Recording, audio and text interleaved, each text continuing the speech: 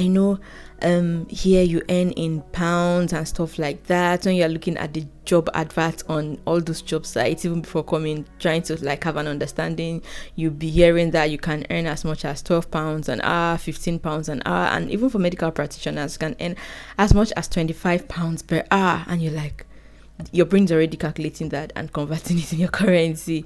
Well, calm down. That is the same way your bills are also paid in pounds. But in this video, I'm going to be sharing with you the realities of the UK that no one tells you about. So if this sounds like something you're interested in, do well to watch this video to the very end and click on the subscription button to subscribe to this channel. Let's get started.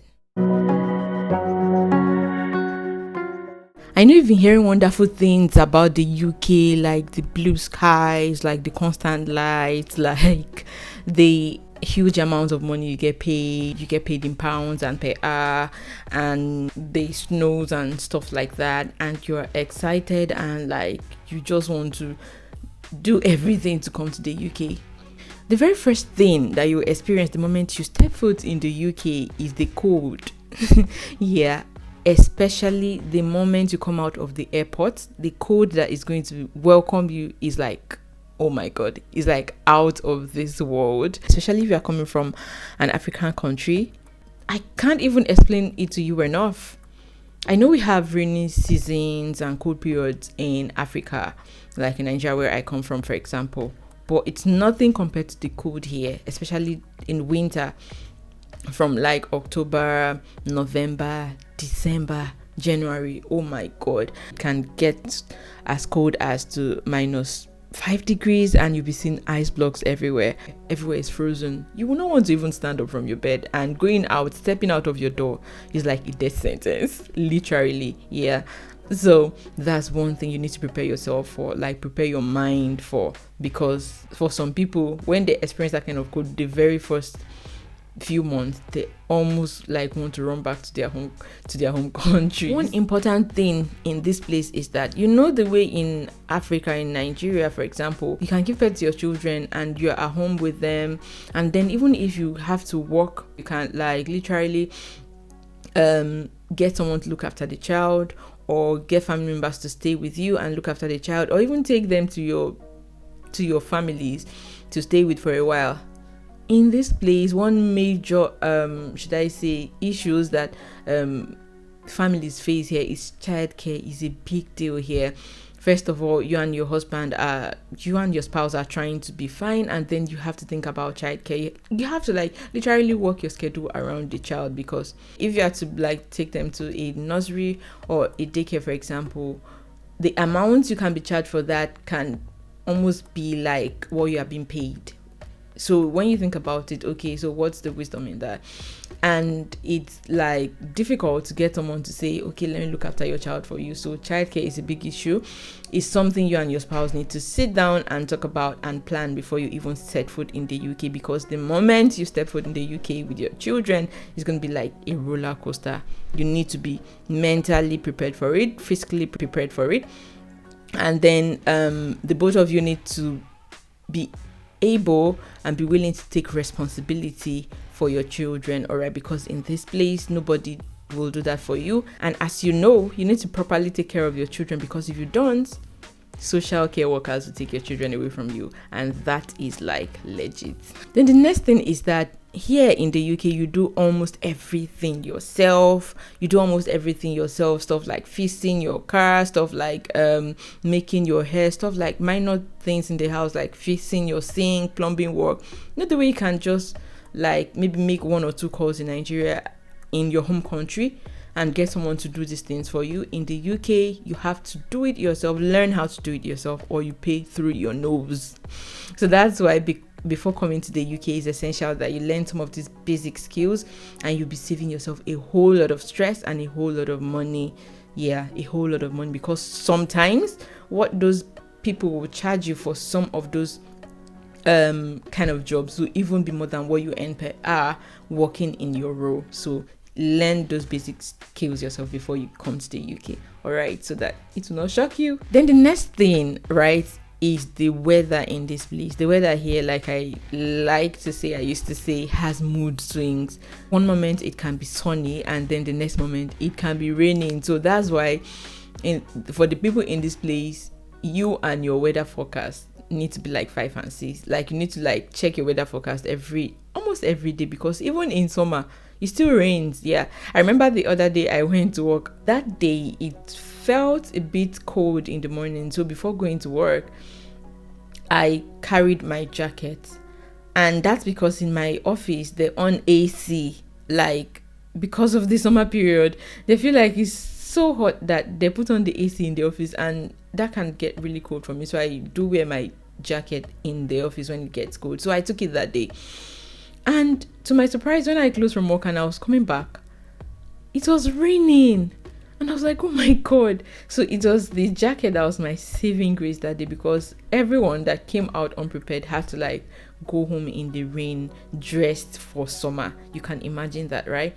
So the weather here has mood swing, and you have to be prepared for that when you come to the UK. The next thing is that, yeah, I know here, unlike our home country in Africa where I come from, for example, you are paid every month, but here in the UK you are paid per hour.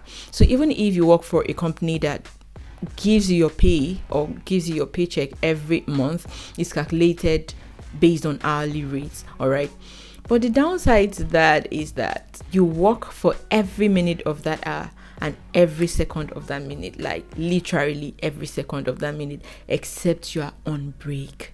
Guys, it's not even funny. Like, you can't do that thing that you do back in your home country and get away with it, like being at work and making calls and using your phone and doing stuff that you want to do, but you just come to marketing that you came to work. No, in this place you actually work, because you have like a team lead or a line manager or someone that is making sure that you're actually doing the work that you came to do, because most of the time there are literally cameras everywhere, be it a factory, a call center, a support job, a care sector. Like, you actually work every minute and every second of the hour that you are paid to work. And the next thing is that, yeah, you earn in pounds, right? And it feels so good to earn in pound per hour. And when you convert it, like, your brain is already converting it in your local currency, and you're like, oh my God, I'm a millionaire, like I'm a big man and stuff like that. Calm down, my people. That's how your bills will also be paid in pounds. Your bills are paid in pounds for food, for your rents are paid in pounds and paid every month. You can imagine. In Africa, where we come from, for example, rent are paid every year, annually. So you can just like pay your rent, and for the next 1 year, even if you don't have money, even if you resign from your job, you can still like survive or something. But here, the story is entirely different. You pay your rent every month. If you're lucky to get an apartment that you pay like £500, you're very lucky. And that can also depend on the city you are in. If you're in an affordable city, you can still get accommodations for like £500, £600, £700. But in big cities like London, yeah, you can pay as high as £1,500 every month, and that is like every month, guys, and that is in pounds. You can imagine the impact of that on your income, right? So that's one thing that people never tell you about, and that's one thing you cannot even imagine before COVID here.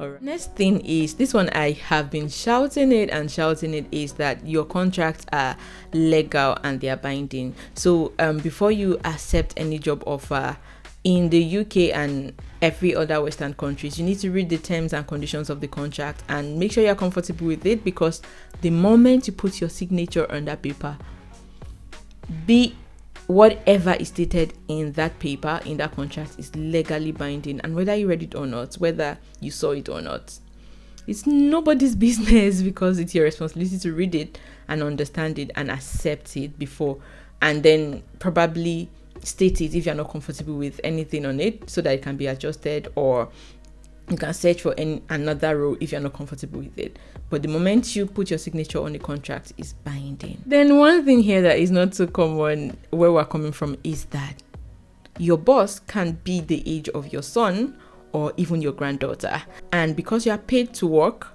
and not look for like respect in your place of work. For example, you literally have to obey everything they tell you to do. You have to literally do everything you are told to do. All right. And you also need to get used to the fact that they're not going to be saying yes ma, yes sir, and stuff like that. They will legit call you by your first name, no matter how old you are, even if you are like Metusela.